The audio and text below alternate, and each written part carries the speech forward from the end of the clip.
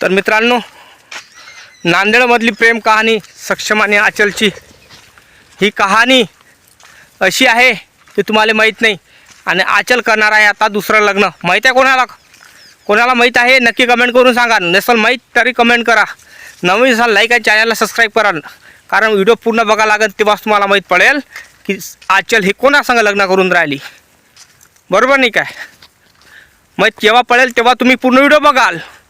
अर्धातून सोडून द्याल तर माहीत पडेल काय? नाही माहीत पडेल ना. तर त्याच्यासाठी तुम्हाला पूर्ण व्हिडिओ बघा लागेल हा, तेव्हा माहीत पडणार तुम्हाला. कळलं काय? कारण आता आचलनं निर्णय घेतला लग्न करण्याचा. माझ्याकडून होऊन राहिलं नाही, मला सक्षमची निस्ती आठवण येते, त्या कारणामुळं मला लग्न करायचं आहे अशी आचल म्हणून राहिली. न्यूज बघितली काय? कशी येणार तुमच्यापर्यंत न्यूज? त्याच्यासाठी भाऊ खबरी पाहिजे ना. बरोबर नाही काय? आणि महाराष्ट्रातल्या मुलींना, आई बहिणींना, भावांना माझं एकच सांगणं आहे, जसं सक्षमनं कृत्य केलं तसं तुम्ही करू नका. मायबापावर प्रेम करा, आपल्या आईवर प्रेम करा, चांगले राहा बिचारांनो. कारण आचलसारखी हरामखोर मुलगी कोणाला मिळवू नाही आणि भेटली नाही पाहिजे. कारण कसं आहे, तिनं 2 परिवाराचं वाटोळं केलं. हां, 2 परिवाराचं वाटोळं केलं तर केलंच. स्वतःची बदनामी करून टाकली, मायबापाची बदनामी करून टाकली. जितेजी मायबापाला जितेजी जैलात टाकलं, जितेजी मारून टाकलं. त्या कारणामुळं मी तुम्हाला सांगतो, अशी गत कोणावर आली पाहिजे नाही. आणि अशी गत आली तर कसं आहे की जैलात जा लागन, नाहीतर मग जितेजी मरा लागन. सक्षमसारखं. सक्षम तर बिचारा मरून गेला आहे नाही काय? तर आचल कोणाशी लग्न करत आहे, काय करत आहे, त्याच्या अगोदर आपल्याला सक्षमची आणि आचलची प्रेम कहाणी कशी होती हे माहीत करून घेणं गरजेचं आहे. कोणाला माहीत आहे सक्षमची आणि आचलची प्रेम कहाणी कशी होती? कोणाला माहीत आहे का इंस्टाग्रामवर भेटले होते हे माहीत आहे का तुम्हाला? हे प्रेम इंस्टाग्रामवर झालं होतं आचल आणि सक्षमला. हे माहीत आहे का कोणाला? नाही माहीत ना. तर जाणून घ्या पूर्ण व्हिडिओ बघा. आचल हे सक्षम हा इंस्टाग्रामवर भेटला होता आणि दोघांचं प्रेम जमलं. मग त्या प्रेम ते भेटण्यासाठी कबूल झालं. मग ते भेटायला लागले. भेटता त्यांच्या संबंध निर्माण झाले. संबंध झाल्यावर आचल तिच्याशिवाय राहू शके ना. सक्षम तिच्याशिवाय राहू शके ना. आचल म्हणे की चल आपण लग्न करून टाकू. सक्षम म्हणायचा की नाही, सध्या लग्न करायचं नाही, कारण तुझ्या आईच्या वडिलाच्या परवानगीशिवाय आपण लग्न करू नये अशी म्हणायची ते. तर मग तो म्हणायचा ते म्हणायची मग आपले आईवडील मानणार नाही. मग आपले आईवडील मानणार नाही तर मग काय करावं? मग सक्षमनं निर्णय घेतला की आपण एक काम करू, आईवडिलाला समजवण्याचा प्रयत्न केला. आणि आचल ही 16-17 वर्षाची होती. त्या कारणामुळं काय झालं माहिती आहे का की मग एक दिवस काय झालं की त्याचे जे आईवडील होते आचलचे, तर पोलीस स्टेशनमध्ये गेले सक्षमला जेलात टाकण्यासाठी. कारण कसं आहे, आचलला समजू थकले होते मायबाप आचलचे.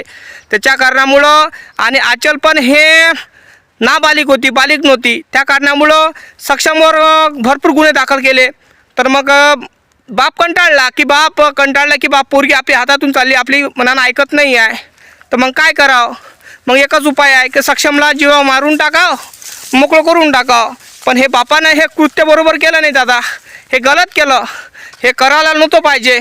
आणि त्याने रागाच्या भऱ्यात त्या मुलाला खतम करून टाकलं. पण एक असं आहे की आचलचा गुन्हा जास्त होता त्याच्यात. कारण आचलच्यामुळं 2 परिवाराचं वाटोळं झालं आणि आचलच्यामुळं त्या सक्षमचा जीव गेला सक्षमचा. जितेजी मायबाप जेलात गेले, भाऊ जेलात गेले, आणि जितेजी सक्षमचे आईवडीलही मरण पावले असंच म्हणून आपण. पण काय तिनं मग एक नाटक निर्माण केलं. नाटक असं की पब्लिक समोर आता पब्लिक शिव्या देईन बा, आपल्या तोंडावर थुकन. तर मग काय करायचं? पब्लिकच्या नंतर आपल्याला चांगलं बनायचं आहे. मग काय करायचं की मग आपण एक काम करू का त्याच्या प्रेताशी लग्न करू. मग काय न्यूजवाले माहिती आहे तुम्हाला कसे आहे, भयाताळ तोंडे. दिल्ली मार्केटमध्ये न्यूज फैलून दिली, अशी दिली का आचलनं लग्न केलं बा सक्षम संघ त्याच्या प्रेतासंघ. मग काय बम व्हायरल झालं तर लोकांनी सती सावित्री समजलं. पण मी इथे सती सावित्री म्हणत नाही, कारण ही मुलगी खुनी आहे. ह्या मुलीनं 2 जीव घेतले. जीव म्हणजे बापाचा जितेची जीव घेतला आणि सक्षमचा जीव घेतला.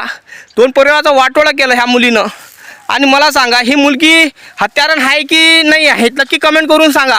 कमेंट कराल पण कारण कसं आहे, मी डोकं वजा बघा, चाराचं वजं डोक्यावर आहे माझा, तरी मी तुमच्याशी बोलून राहिलो कारण मी खरं सांगून राहिलो ना तुम्हाला. कारण कसं आहे, माझा हेतू ह्या खरं सांगण्याचा आहे, लोकांपर्यंत खरी बातमी पोहोचली पाहिजे. कारण सोशल मीडियावर तुम्हाला हे सगळी बातमी आहे भेटून राहिली, हे सगळे फोकलेट बातमी आहे, रिअल बातमी नाही आहे दादा. कारण रिअल बातमी ही तुम्हाला मी खरी सांगतो. कारण महाराष्ट्रातल्या जनते चुत्या नाही आहे ना जनता. कारण हे जे आचल नावाची मुलगी आहे, हिनं चुत्या बनवून ठेवला आहे महाराष्ट्रातल्या जनतेला. त्या कारणामुळं माझ्या महाराष्ट्रातल्या जनतेला माझा हात जोडून विनंती आहे की आचल हे ढंगरे करून राहिले, नाटकं करून राहिली फक्त प्रसिद्धी पाहण्यासाठी, चर्चेत येण्यासाठी. आता ते प्रसिद्धी पाहून राहिली, चर्चेत येऊन राहिली. आणि महाराष्ट्रातल्या सरकारला माझं एकच म्हणा, एखादा तिला भारतरत्न एखादा पुरस्कार देऊन द्यावा, म्हणजे लवगुरी साबित करून टाकावी. म्हणजे काय करून जे लफडे करणारे लोक राहील तिच्यापाशी येईन, काही ना काही माहिती घेईल. बरोबर नाही का, हे माझं म्हणणं आहे. पण आता मला सांगा, आचलच्या अंगावर आहे वाघाचं काळीज. तिच्या सक्षमचे आईवडील बिचारे कामाला जाऊन पोट भरणारे लोक आहे. आता ते घरी म्हणजे कामाला चालले नाही, घरीच आहे. आता पोट कसं भागणार. आणि तुम्हाला माहीत आहे समाजातले लोक वाईट नजरेने बघतात कोण्या मुलीची इकडे. तर आता सक्षमची आई हेच आचलचं लग्न करून देणार, कारण तिला करून द्यावंच लागेल ना. कारण कसं आहे दादा, दुसऱ्याच्या घरची लेकबाई आहे ते, एक म्हणजे इथे राख, आणि एक म्हणजे कशी सक्षमच्या आईला मी लय मानतो की तिनं एका खुनीला आपल्या घरी ठेवलं. ज्या मुलाचं तिच्या मुलाचा म्हणजे खून या आचलनं केला, तर तरी ते तिनं आपल्या घरात तिला दाखल केलं. तर आईला मी त्या आईला सल्यूट करतो दादा. आता सक्षमची आई तिचं लग्न करून देणार, कारण तिच्याशी राहणं होऊन राहिलं आणि सक्षमची तिला आठवण येऊन राहिली. त्या कारणामुळे मी सांगतो तुम्हाला, सक्षमची आठवण येते तिला. त्या कारणामुळे जे राहणं होऊन राहिलं नाही, कारण 18-19 वर्षाची आहे, तिला सक्षमची आठवण येते. त्या कारणामुळे ती लग्न करायला म्हणत आहे की सक्षमच्या आईला का माझं लग्न करून द्या, माझी राहणं होत नाही. आता मी माझ्या आईच्या घरी चालली, नाही तर बापाच्या घरी चालली. कारण ते पहिले तर डिंगे बम मारत होती, दादा. ते की मी म्हणे माझ्या सक्षमच्या आईवडिलाला मी पोहोचन, असं करन तसं करन. पण दादा कसं असते, हे फक्त चुत्या बनवायचे लोक असतात आणि लक्ष नसतात चुत्या बनवायचे, दुसरं काहीच नाही दादा. हे सगळं पोरगी फोकलट आहे आणि समाजामध्ये गंदगी फैलवण्याचं काम चालू आहे. ह्या मुलीनं सगळ्या महाराष्ट्रातल्या मुलं बैकवले. त्या कारणामुळं माझ्या महाराष्ट्रातल्या जनतेला माझं एकच सांगणं आहे, का ह्या बैताळ मुलीचं ऐकू नका, काही नाही. समजला का दादा. हे बघू शकता, मी गावात आलेलो आहे. हे गाव आहे माझं, बघा.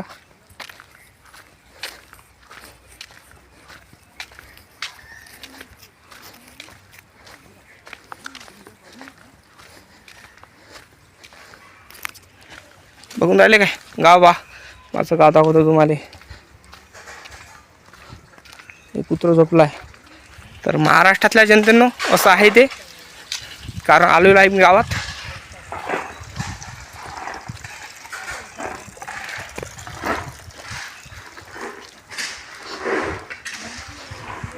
तर त्या कारणामुळे मी तुम्हाला सांगतो.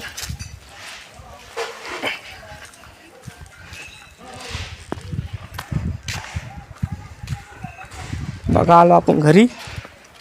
आपलं घर बघा, असं आहे आपलं घर.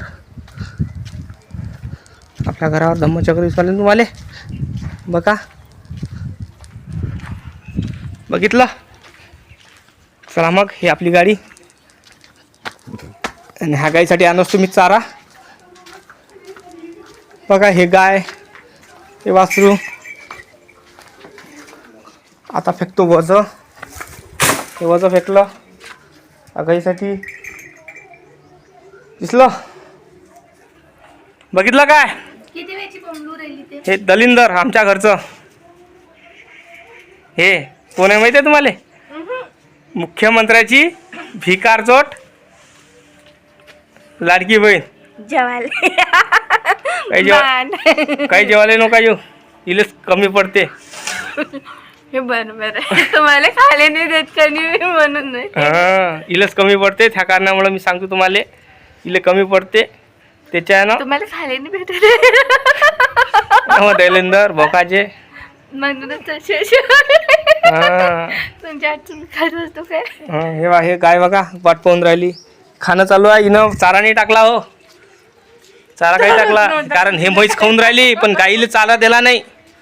हे म्हैस खाऊन राहिली पण काहीला चारा दिला नाही दादा. पण मायापेक्षा वजन तीच आहे ना. हा म्हशीचा आहे. तू म्हैस आहे. नाही ना. हा पा मा घरचा झाकण झुल्या चामडोक तनू चामडोक. हा बघा कसा बघा बघितलं.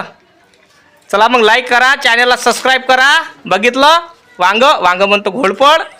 बघितली ना आमच्या घरची हेलो घोडपड म्हैस तोंडाची महाराष्ट्रातली लाडकी बहीण आहे. कर म्हण लाईक कर चॅनलला सबस्क्राईब कर म्हणाला. जेवायला तसं